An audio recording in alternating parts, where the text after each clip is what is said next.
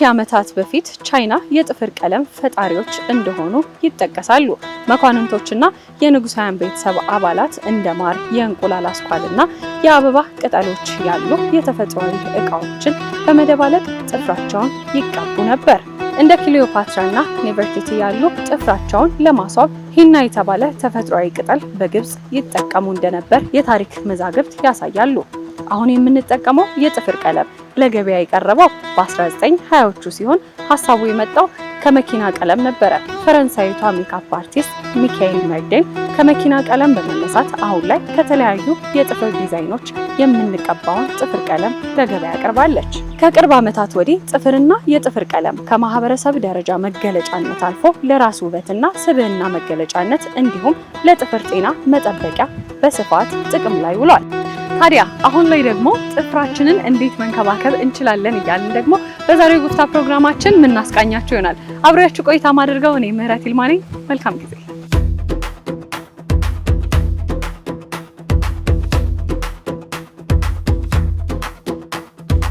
እንዴት ዋላችሁ? እንዴት ዋልሽ? እንዴት ነሽ? እግዚአብሔር ይመስገን አለን። እንዴት ነሽ? እኔ ይመስገን።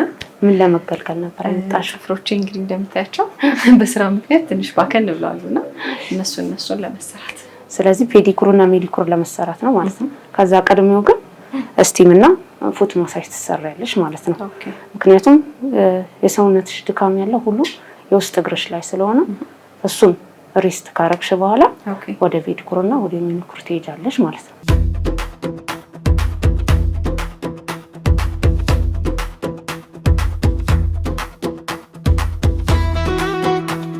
ከዛ ለአንድ 15-20 ደቂቃ ትቀመጭና ከዛ በኋላ ትወጭና ወደ ማሳጁ እንሄዳለን ማለት ነው። ኦኬ አሁን ስቲም ብቻ ነው ማደርጋው ማለት ነው። ስቲሙ ውስጥ ያሉት ነገሮች ግን እሱ እንትን ማሳጅ እንዲያረግልሽ ያደርጋል። ራሱ የቀዘቀዘውን እንትንሽን እንዲያሟሙቀው ያደርጋል ማለት ነው።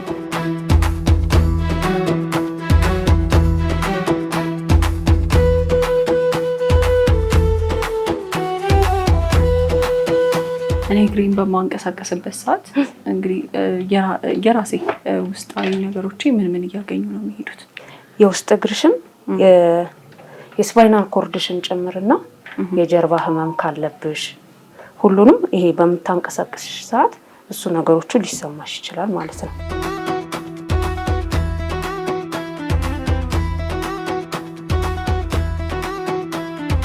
አሁን ጨርሰሻል 15 ደቂቃሽን።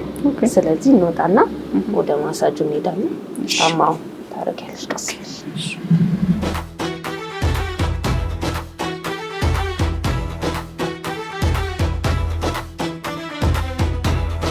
አሁን የቱ ጋር ነው ሊሰማው የሚችለው? አሁን የስፓይናል ኮርድሽ አካባቢ ይሰማሻል። ኦኬ የሆድ ቁርጠት ሲኖር፣ የጀርባ ህመም ሲኖር እንዲሁም የወር አበባ ሲመጣበት ለሴቶች በተለይ እዚህ አካባቢ ብናሻቸው ህመማቸው ይለቃቸዋል ማለት ነው። በውስጥ በኩል ኦኬ እዚህ አካባቢ ይሄኛውን ፓርት እውነት ለመናገር ያው ብዙውን ጊዜ በተለያዩ ሶሻል ሚዲያዎች የምናገኛቸው የሆኑ ቲፖች አሉ። እሱ እውነት አይመስለኝም። አሁን እኔ ከነዛ ሰዎች መካከል አንዷ ነኝ። እውነት ነገሮች እውነት የማይመስሉ አንዳንዴ ግን ስትሰሪው ነው ይሄንን ነገር በተደጋጋሚ ነገር ስትሰሪ እያወቅሽው ትሄጃለሽ። ምክንያቱም የሚባለውና መሰራት ስትጀምሪ ያንዳንዱን ነገር እየለየሽ ትመጫለሽ ማለት ነው። ያው በተለያየ አይነት አጋጣሚ የስራ ቦታችን እንደ ሁላችንም ይለያያል። ሩጫዎች ይኖራሉ እና እንደው አሁን አንቺ ጋር ምን አይነት ከስተመሮች ይበዛሉ? በብዛት የውስጥ እግራቸውን ለመሰራት ስትረስ ያለባቸው ከፍተኛ ስትረስ ያለባቸው ይመጣሉ። እነሱን በብዛት የውስጥ እግራቸውን መሰራት ይፈልጋሉ። በብዛት የሚቆሙ ከሆነ በብዛት መጥተው እዚህ ይሰራሉ ማለት ነው። በምን ያህል ጊዜ ውስጥ ለውጡን እናገኛለን? ይሄን ቢደጋገሙት ይመረጣል። አንድ ጊዜ ለውጥ ላይ ያመጣ ይችላል። ሲደጋገሙት ግን ለውጦቹ ያመጡታል ማለት ነው። አሁን እዚህ ጋር መሰራሽ ላይን አካባቢ ሊሆን ይችላል። አይኖችሽን ማለት ነው። ሁለት እያየሽ ነው። እሺ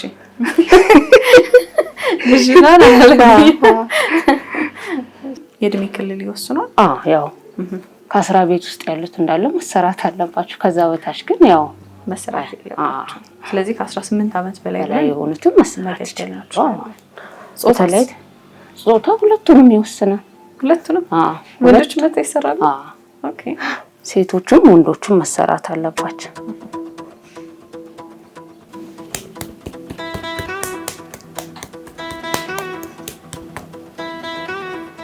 ረጅም ጊዜ የቆመ እግር ይመስላል ይሄ። እስቲ ለፍቷል አለፋም? እስቲ ገና ይቀራል። ይቀራል ገና።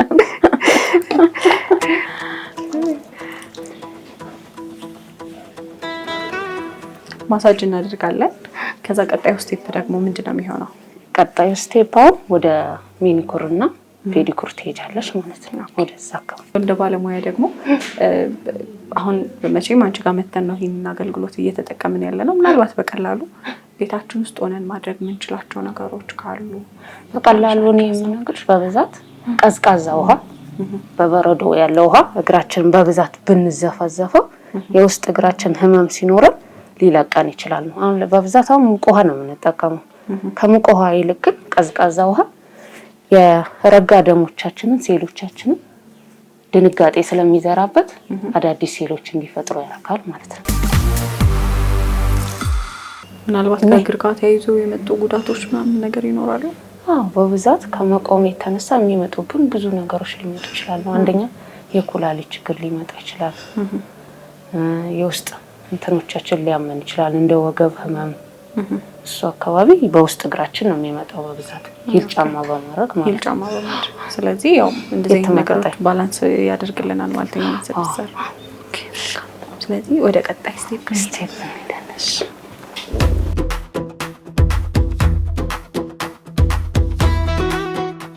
እንግዲህ አሁን የግሪን ጨርሻለሁ። ወደ አንቺ ደግሞ መጥቻለሁ። እሺ ምንድነው መሰራት ጥፍሬን መሰራት የፈለኩት እንግዲህ አሁን ላይ በጣም በቅርብ ጊዜ የወጣ የጥፍር ዲዛይን እንዲሁም ደግሞ የጥፍር አይነት መሰራት የፈለኩት ምንድነው እሱ? አሁን ላይ ጄሌክስ ይባላል። ጄሌክስ ወይም ሶፍት ጄል ይባላል ማለት ነው። ሶፍት ኔሉ ጥፍሩ በጣም ስስ ነው፣ ኮንፈርት አይነሳም። በቀላሉ ልክ የራስሽ ጥፍር እንደሆነ አይነት ስሜት ይሰማሻል እና እሱን ነው የምሰራሽ። ስለዚህ እሱን መሰራት ይችላል ማለት ነው። እሺ እንጀምር። ያው ብዙዎቻችን አሁን እንደዚህ ሆነን መንቀሳቀስ በጣም ከባድ እየሆነብን መጥቷልና ማሳደግ ደግሞ የግድ ነው። ማሳደግ ባያድግ እንኳን አለ አሁን ብዙ አማራጭ ስላለ በጥፍር የራሽ ጥፍር እንኳን አላድግ ቢልሽ በአርቲፊሻል ነገር ቆንጆ አድርጎ የራስሽ አስመስሎ መስራት ይቻላል። ግን የራስሽንም ደግሞ ጄል እያደረግን ላዩ ላይ እያጠነከር ነው ማለት ስስ አይደለ እንጂ እሱን እያጠነከርን ማሳደግም እንችላለን። ስለዚህ በጣም ብዙ አይነት የጥፍር ምንድነው የሚባለው ዲዛይኖችም ሆነ አይነቶች አይተሻል ማለት ነው። እንደ አንቺ ከምታስታውሻቸው በ10 ዓመት ውስጥ ካየሻቸው የጥፍር አይነቶች እስቲ ንገሪኝ። አሁን በፊት በቃ ዝም ብሎ ተሞርዶ ምናምን ኖርማል መቀባት ነበረ። እንዲህ እያልሽ የምታደርጊው ጥፍር ቀለም ማለት ነው። አሁን እሱ ነገር የለም። አሁን ማድረቂያ የራሱ አለው። በሱ አድርገሽ ምንም ሳይበላሽብሽ ምናምን ትምትዩ ነገር ላይ ደርሰናል ማለት ነው። ከዛም አክለሪክ ነበረ ደግሞ ከአርቲፊሻል ነገር አክለሪክ ነው የነበረው በዛ ሰዓት ማለት ነው። ጄልም የመጣ ነበር። አክለሪክ ማለት ነው የትኛው ነው? አክለሪክ ጥፍሩ ሳይሆን እንትን ነው ሊኪድ እና እንትኑን አንድ ላይ አንቺ ነሽ ሬሾውን የምትሰሪው እና በጣም ሽታ አለው። አሁን እዚህ ጋር እኔ ብሰራ በቃ ቤቱ በጣም ይሸታል። አለርጂም ላለበት ሰው ምን በቃ ሽታው ኃይለኛ ነው። ከባድ ነበር። አሁንም የሚወደው ሰው አለ፣ በርግጥ ይሰራ ሰው አለ። ግን በዛን ጊዜ ደግሞ በጣም እሱ ነበር በቃ ቶፕ የሚባለው ማለት ነው። ከዛ ጄል መጣ። ጄል ደግሞ እየተሰራ ነበር። አሁን ሪሰንትሊ ደግሞ ያለነው እዚህኛው ጋር ነው። ሪሰንትሊ ጄል በደንብ ይሰራል አሁንም ለነገሩ። ግን ይሄ አሁን ሰዓት ቆጣቢ ነው እንዳልኩሽ፣ ሰዓት በጣም ይቆጥባል። እንደገና የራስሽ ጥፍር የሚመስልሽ አይነት ስሜት አለው። ኦኬ አሁን እጆቼ ላይ ምን እያደረግን? አሁን ናቹራል ጥፍራችን ሻይን ከላይ ሻይን አለው አይደለ እና እሱን ማንሳት አለብን። እሱን ካነሳን በኋላ ኪዩቲክል ኤሪያውን መግፋት አለብን። ምክንያቱም ሌላ ጥፍር ልለጥፍ ስለሆነ የራስሽ መስሎ እንዲሄድ እዚህ ጋር ያለውን ፓርት ኪዩቲክል ኤሪያውን ወይም ይሄ ፈለግ ነው የምንለው ማለት ነው። እሱም ማንሳት ስራ እየሰራን ነው።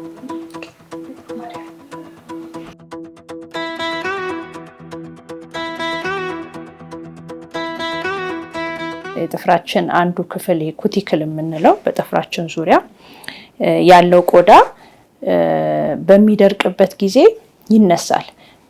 ድሮ ያው ሕክምና ውስጥ ከመግባታችን በፊት ያው የቪታሚን እጥረት ነው ሎሚ መጠጡበት የሚባሉ ነገሮች አሉና ግን አሁን እኛ ትምህርት ውስጥ ከገባን በኋላ ሕክምና ውስጥ ከገባን በኋላ የዚህ ዋና መንስኤው ድርቀት ነው። እዚህ ቀደም እንዳልኩሽ ከታጠብን በኋላ እጃችን በተለይ ለእርጥበት ከተጋለጠ በኋላ መቀባት በተደጋጋሚ ቫዝሊን እንደዚህ ወፈር ያለ ኦይንትመንት ቤዝ በሚሆንበት ጊዜ በቀላሉ አይተንም። በተለይ እንደዛ የሚሰነጣጠቅባቸው ሰዎች ቆዳቸው ደረቅ ነው ማለት ነው። ስለዚህ ይበልጥ የሚቆዩት ከክሬም ይልቅ ኦይንትመንት ቤዝ የሆኑ ቅባቶችን ዙሪያውን በመቀባት እየለሰለሰ ሲሄድ ያው ተፈጥሮ ራሱ እያስተካከለው ይመጣል ማለት ነው እና ያው ማለስለስ ይፈልጋል።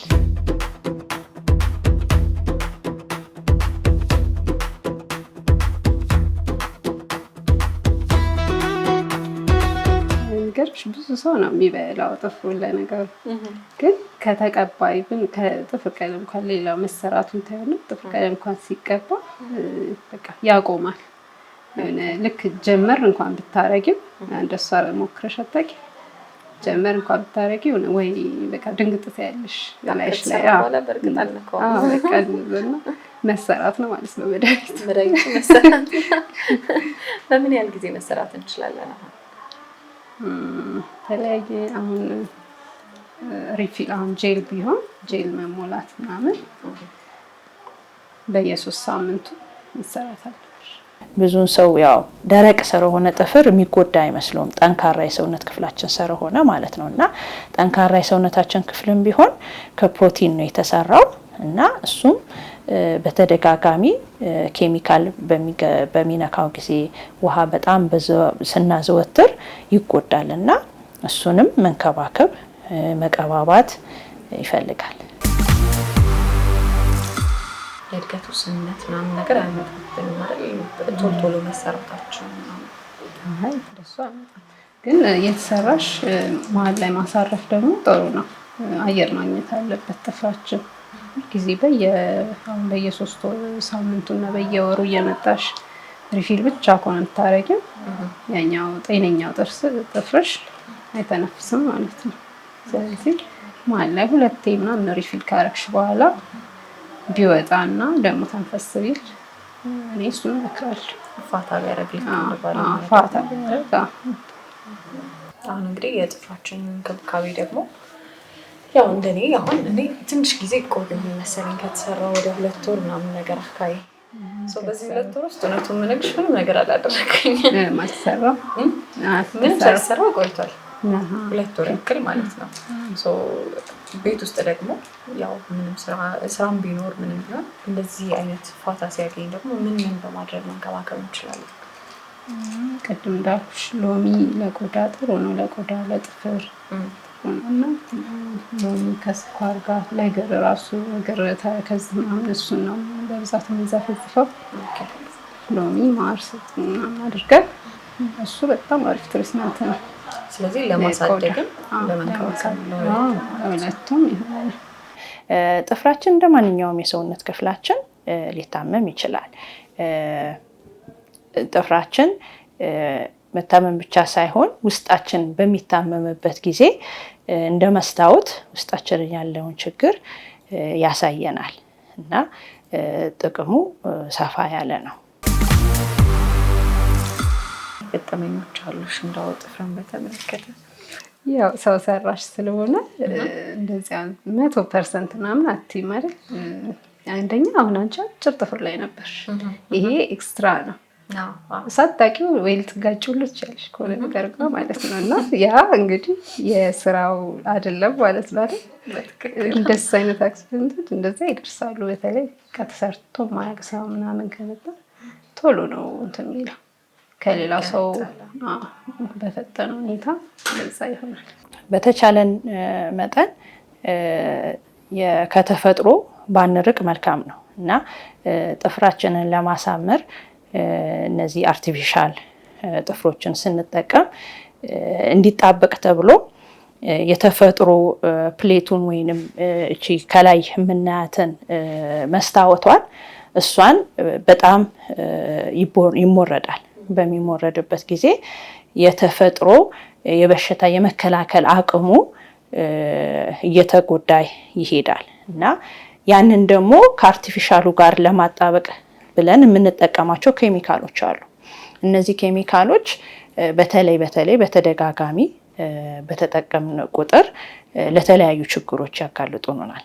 እንደ ካንሰር፣ በሚሞረድበት ጊዜ ደግሞ መሞረጃ መሳሪያዎቹ በአግባቡ ያልተቀቀሉ ወይም አውቶክሌቭ ውስጥ ገብተው ስቴራላይዝ ያልተደረጉ ከሆነ ለተላላፊ የሆኑ ችግሮች ያጋልጡናል። እንደ ፈንገስ፣ ባክቴሪያ የሆኑ ችግሮች ያጋልጡናል እና በተቻለ መጠን ጥፍራችንን በምናሰራበት ጊዜ አንደኛ የምንጠቀምበትን ነገሮች በደንብ መጽዳታቸውን እርግጠኛ መሆን ይኖርብናል። ምክንያቱም እንዳልኩሽ ለሌላ ተላላፊ ለሆኑ ችግሮች ስለሚያጋልጠን ማለት ነው። ሁለተኛ ደግሞ ይህንን ኬሚካል በተደጋጋሚ ስንጠቀም የተለያዩ ጥናቶች አሉና ለካንሰር ያጋልጠናል። በተለይ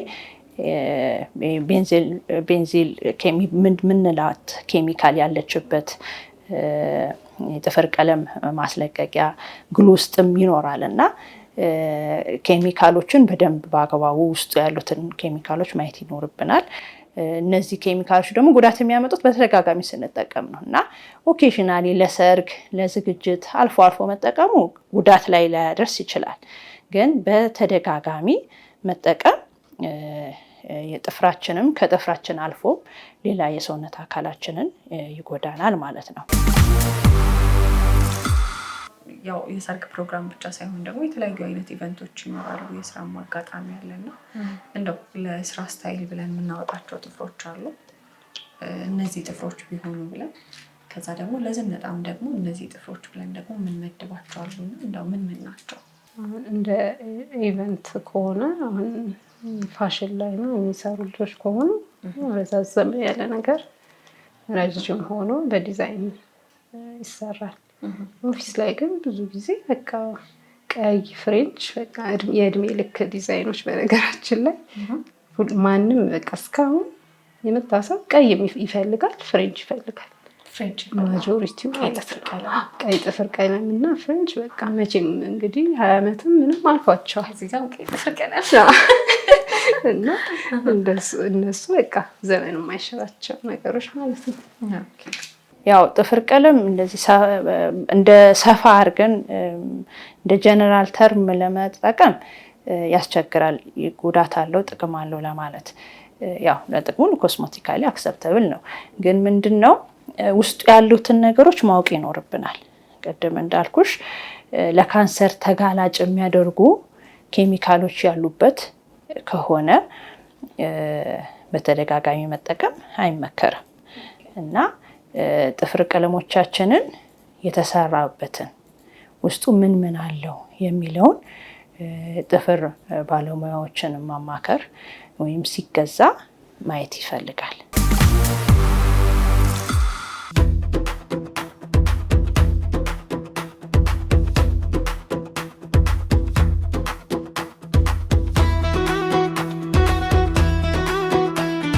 የቆዳ ቀለም እና እንግዲህ ለእጃችን ደግሞ የምንመርጠው የቀለም አይነት ደግሞ ይለያያል አይደል?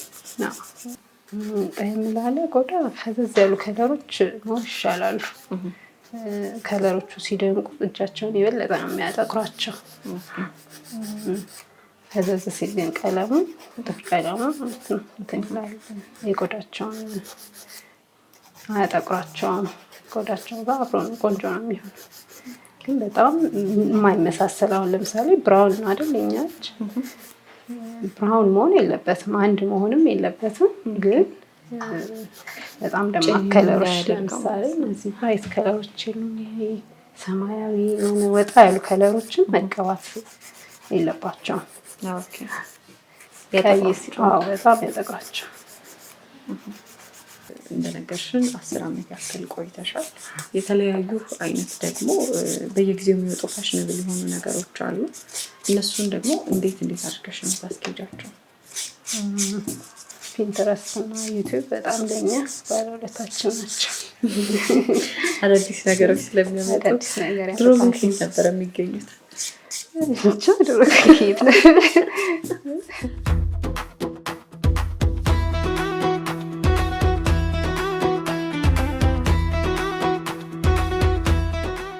ቀደም ፍቅርቷል ያልኩሽ ለዛ ልል ነበረ እኮ እንደዚህ ብዬ። አሁን ከስር ያደረኩት ጓንት ከምንድን ፕሮቴክት የሚያደርገኝ? ይሄ ያው የዩቪ እንትን ነው አይደል? የፀሐይ ጨረር ነው እና ከፀሐዩ ነው ይከላከልልሽ። አሁን ደግሞ አንዳንዴ ከዚህ ጋር ተያይዞ ከካንሰር ጋር ነው የሚያያዝ የለ እሱን ፕሮቴክት ያደርጋል። አሁን በምን ያህል ደቂቃ ውስጥ ጥፍሬን ያደርገዋል ማለት ነው? 30 ሰከንድ ጀምሮ ያደርገዋል። ሚጡ ማሳጀቢያ እንጡ ምናምን ቀረ፣ እሱ ቀረ ገጣምኩኝ። ጄልም የሚሞሉ ሰዎች አሉ እና እስከ 1 ወር ድረስ የሚቆይ ማለት ነው። እና አሁን እሱን ለማድረቅ ደግሞ ዩቪ ላይት እንጠቀማለን እና ዩቪ ላይት ኤክስፖዠር በተፈጥሮ በተደጋጋሚ ኤክስፖዝ በሆነ ቁጥር ለካንሰር ተጋላጭ እንሆናለን። እና ያ ዶዝ ዲፔንደንት ወይንም ምን ያህል ጊዜ ተጋልጠዋል የሚለው ነገር ይወስነዋል። ስለዚህ እሱም ላይ በተደጋጋሚ ይህንን የሚጠቀሙ ሰዎች ልብ ቢሉት መልካም ነው።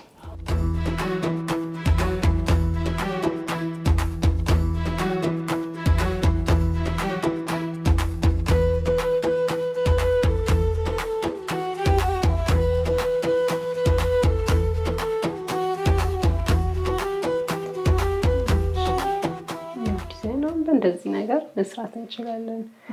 ግዴታ መሳል ብቻ ላይሆን ይችላል።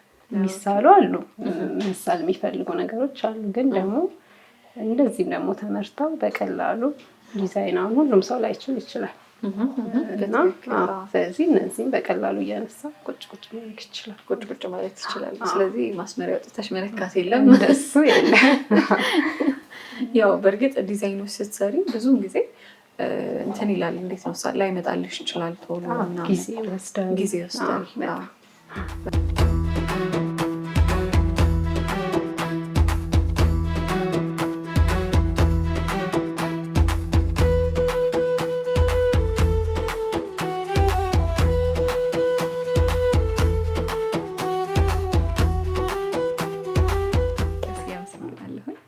የተከበራችሁ ተመልካቾቻችን እንግዲህ አሁን ላይ ዘመናዊ ብለን ደግሞ ከምንጠራቸው የጥፍር ስታይሎች ከመሲ ጋር ባደረግነው ቆይታ ወደ እናንተ ስናደርሳችሁ ቆየን ማለት ነው። የዛሬው ጉፍታ ፕሮግራማችን ይህንን ይመስላል።